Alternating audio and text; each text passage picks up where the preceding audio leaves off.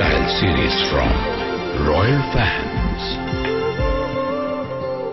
हुस्न मेरी जिंदगी में रॉयल फैंस। नाज़रीन, मसाइल के अंबार, तवानाई।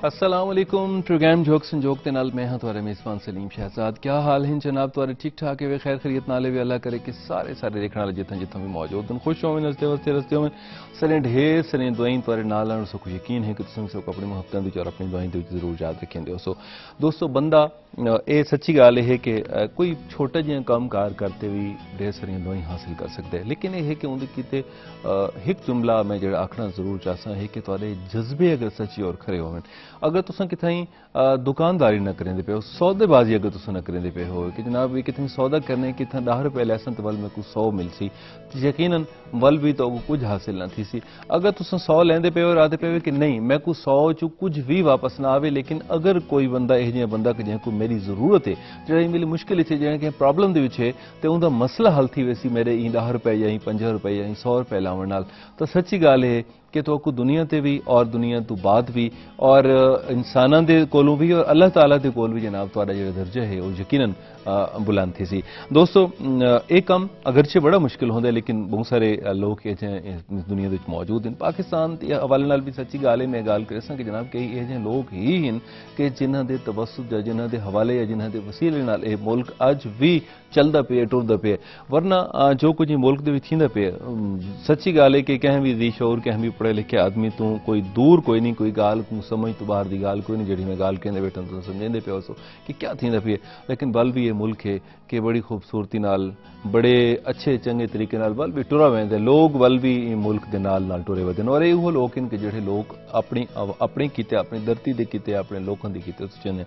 अज दो मेहमान शख्सियात इतने जेडे सारे नाल मौजूद हैं। सच्ची गल है कि तुआरे किते बिल्कुल नवीं कोई नहीं, मैं मेरे को खुशी थी पे कि नजर गाल करके समाजी वर्कर ये अपने आप को हैं, बड़े लोग हैं, बहुत बड़े लोग हैं, लेकिन अपने आप को समाजी कारकुन खाते खुशी महसूस करें कि जनाब बस एक समाजी कारकुन है, समाज दे कहीं ईवल कहीं बीमारी को जनाब दुरुस्त करने की असां सही कोशिश करेंदे पे हैं और सारे किते दुआ करो। सच्ची गल है कि तुम इन्होंने किते दुआ करो। जो सारे पहले मेहमान सारे नाल मौजूद हैं, ये जनाब फेडरिक न्यूमैन फाउंडेशन जर्मन एक गैर सरकारी तंजीम है, वो एडमिनिस्ट्रेटर हैं और 1992 तो उन्होंने नाल मौजूद हैं और ये गैर सरकारी तंजीम जी 60 मुल्कों के दुनिया के 60 ममालिक के काम करेंदी पई है और उन्हें बुनियादी जोड़े काम हैं वो है जमहूरीत, इंसानी हकूक और एहतराम, लिबरलिज्म, कानून की हुक्मरानी, इन सारिया चीज़ों तो ये काम करेंदे पे।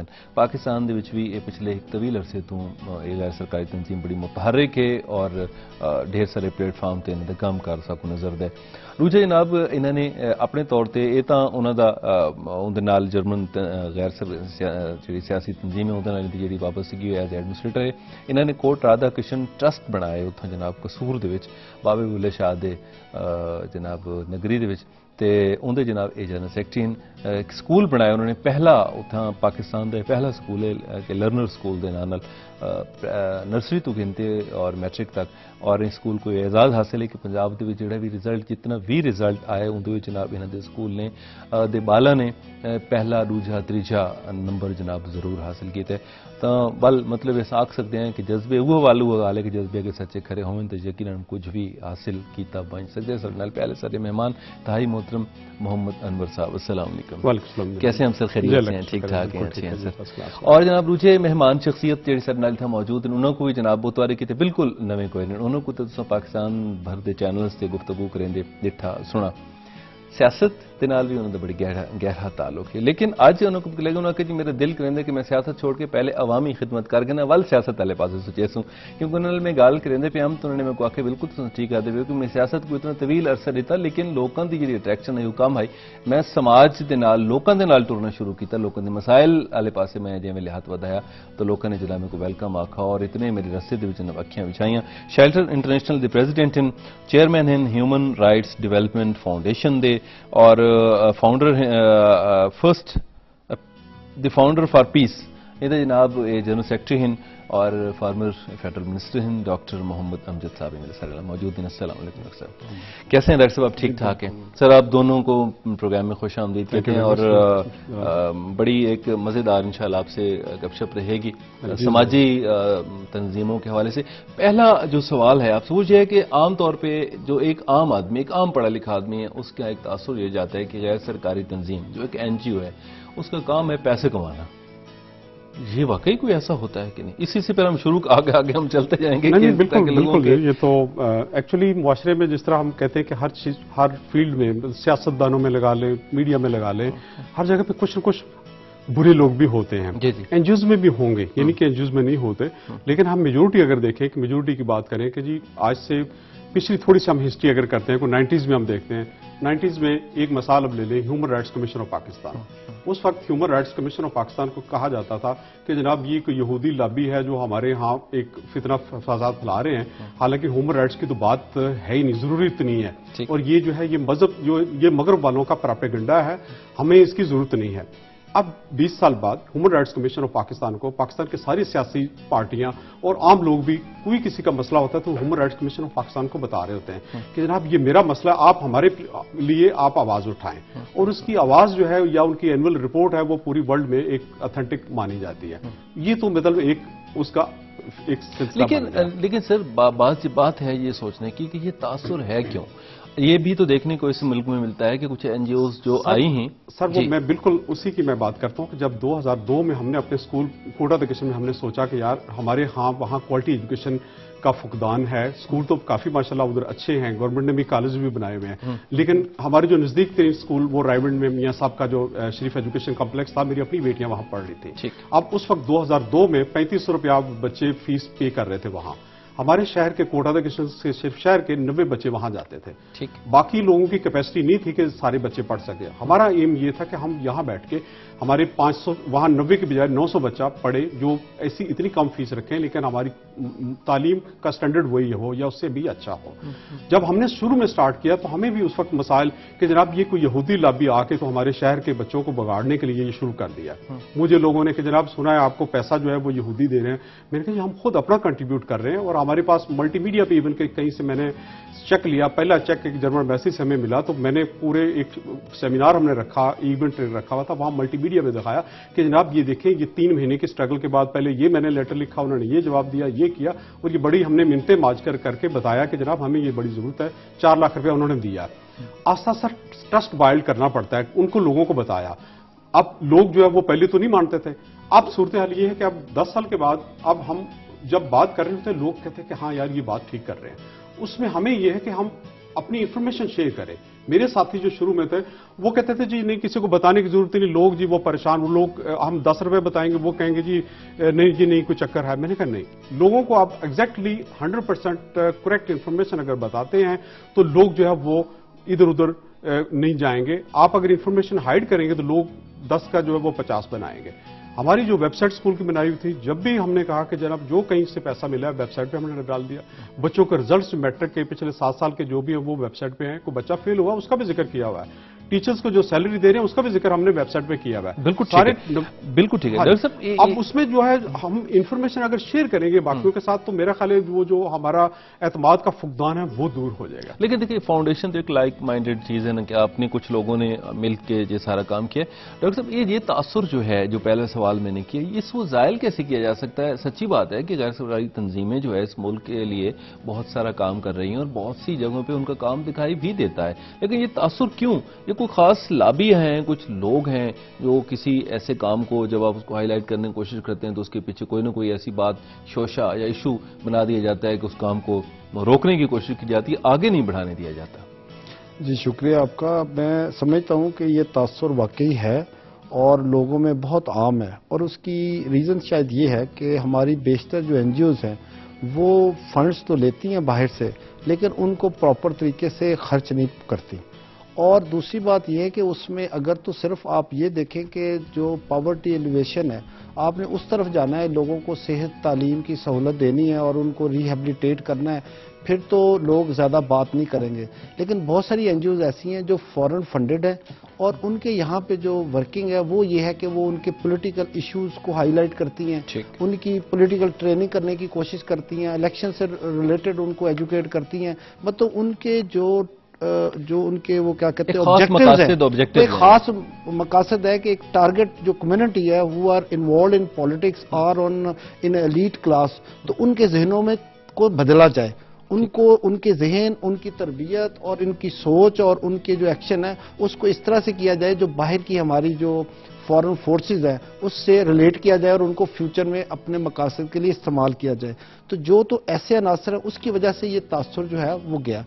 کچھ لوگ ایسے بھی ہیں کہ جو اس کو سورس آف انکم بناتے ہیں. ٹھیک، سورس آف انکم اس طرح کے بھی اگر سپوز کہ آپ کو $100 ملے ہیں تو آپ 50 خرچ کرتے ہیں، 50 آپ پبلک پہ 50 اپنے، یہ بھی ایک تاثر ہے. لیکن سب لوگ نہیں ہیں، ضرور ایسے ہیں. ہمیں ایک تو ان کی روک تھام کرنی چاہیے اور پبلک کو آئیڈینٹیفائی کرنا چاہیے کہ کون سی این جی او کیا کام کر رہی ہے. پھر ان کا پراپر ایک آڈٹ سسٹم ہونا چاہیے. ٹھیک، وہ مطلب این جی اوز کا ہی ایک مطلب ایک سسٹم نیٹ ورک بنا دیا جائے، بنا کے ان کی اینول اسسمنٹ کریں، 3 سال کے بعد کریں. پھر ان کے سورس آف انکم اس کو بھی چیک کریں کہ کہاں سے آ رہا ہے، کہیں وہ سورس ہمارے لیے نقصان دہ تو نہیں ہے. نہیں ڈاکٹر صاحب، عام طور پہ یہ بھی دیکھنے کو یہاں ملتا ہے کہ گورنمنٹ کی سطح پہ جو ہے اسٹیٹ آف چلڈرن کا ایک چپٹا ہے. پہلے تو منسٹری آف سوشل ویلفیئر کیا کرتی تھی، لیکن اب شاید وہ کہیں کسی اور منسٹری میں وہ چلے گئے ہیں وہ لوگ. اس کے پیرالل ایک اور این جی او، یہاں کی ایک مقامی این جی او، وہ بھی اسی طرح کا ایک وہ چھاپ کے اور اپنے اعداد و شمار وہ بھی یو این کو بھیجا کرتی تھی. اب یو این اس پہ زیادہ ٹرسٹ کرتی تھی اور گورنمنٹ آف پاکستان کے بھیجے اس پہ نہیں کرتی تھی. مطلب یہ کراس ایک کرنے والی جو بات ہے، یہ بھی تو ایک تاثر ظاہر ہے، وہ عجیب سا تاثر بنتا ہے نا. اب صحیح کہہ رہے ہیں. اصل میں یہ کہ ہمارے گورنمنٹ کے جو مختلف محکمے ہیں ان کے جو اعداد و شمار ہوتے ہیں یا ان کی جو ریسرچ ہوتی ہے اس میں کسی حد تک تھوڑی سستی دکھائی جاتی ہے. رسپانسبلٹی اتنی نہیں لی جاتی کہ ڈیپ آپ گراس روٹ لیول پہ جا کے آپ اس کو کنڈکٹ کریں. تو اس لیے بعض کا تاثر یہ ملتا ہے کہ شاید یہ حقیقت سے کچھ دور ہیں.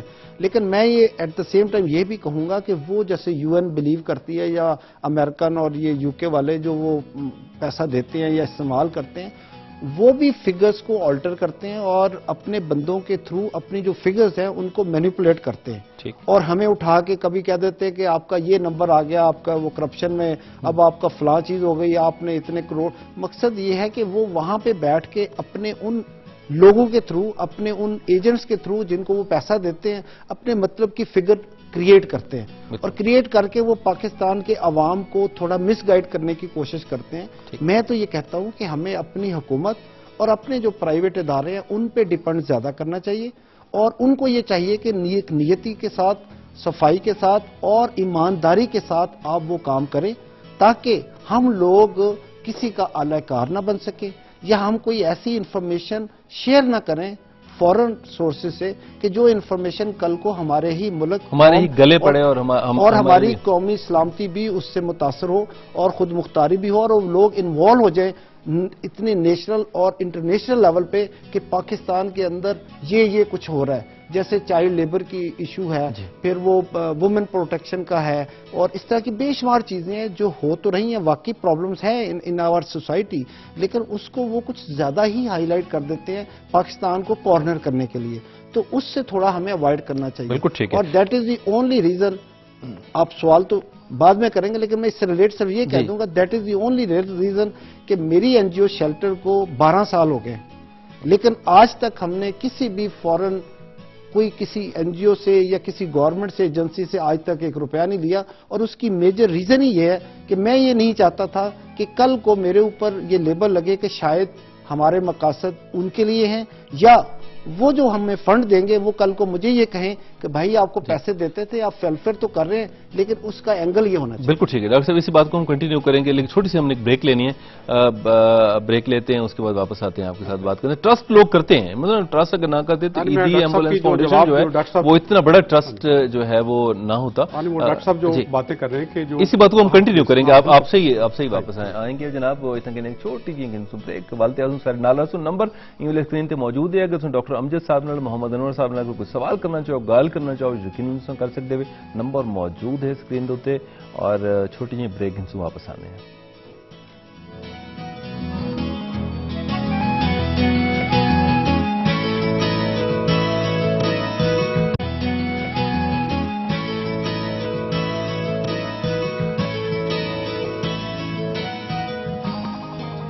جی ویلکم بیک جی آئی نو خیر سلام سے واپس آ گئے اسے اور جناب گال کو تھوں جڑے نے جتوں سے گال کو کیتا ہے من کہتا جی سر آپ